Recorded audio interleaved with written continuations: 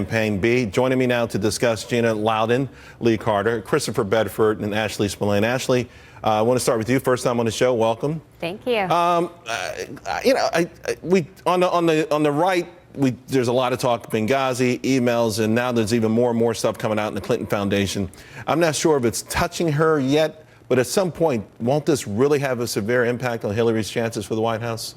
Well, I think this controversy is a little bit of a stretch. You know, the money actually didn't pass hands at all. It didn't leave the Clinton Global Initiative and go to the person that they're talking about. So I think that, you know, dumping this on a Friday and trying to paint this as an issue is. Then what about the $100 million that or so, give or take, that's gone into the Clinton Foundation from some let's call it some suspicious countries or countries that have values that don't match ours, countries that treat women like crap, those kind of things that Hillary Clinton, platforms that she's running against, she's taken money from countries that treat women even worse than that. I think the most important thing about this election is focusing on the issues that people care most about, young people in particular. It's a huge part of the constituent in this country, and you know that's not where the issues are right now. It's jobs and the economy, student loan debt, and so on. All right, well, I should mention you're one of the founders of Rock the Vote. We're going to talk about millennials a little bit later, but Lee Carter, you measure voter sentiment, how people feel, and this is usually the gut reaction, right? That's what you really, and this is ultimately what moves people when they vote. I mean, all of these things that you just mentioned, by the way, yeah, we think about that, but when we go in the booth, it's often an emotional action. It's a very emotional action. And the issue here is, yes, the issues that matter to most right now, jobs, the economy, national security.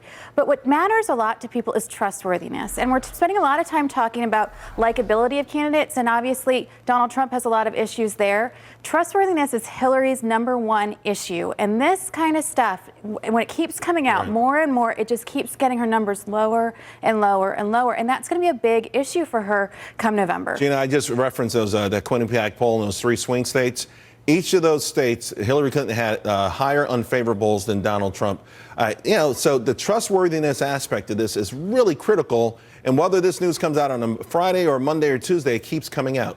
It's like a slow drip, Charles, that is playing right into the hands of Donald Trump because the American voters want somebody they can trust. That's why there's been this outsider embracing that we've seen in this campaign on both sides of the aisle, frankly. You have Hillary Clinton's emails now revealing that she actually helped someone get a job at the Treasury Department who was a fundraiser for her. This kind of corruption doesn't settle well. I don't care how old you are, what gender, what race, none of it matters. It's like the Clintons have a huge, big for sale sign, Charles, and it's playing right into the hands of the Trump campaign. Christopher Bedford, you know the feeling down there in D.C. What is it? What are people saying there in the Beltway, if you will?